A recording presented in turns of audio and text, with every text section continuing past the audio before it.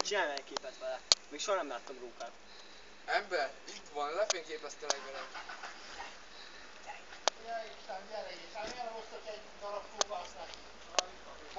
Dominik, ide jön!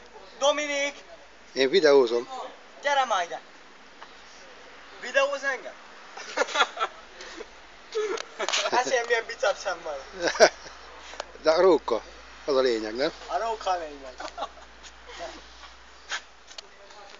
Dominik, csinálj meg! Nem is zavartatja magát, figyelsz? Róka. Jó. Gyerekek, ilyen közelről még sose rókát, szabad rókát nem fotóztam. Gyere már ide!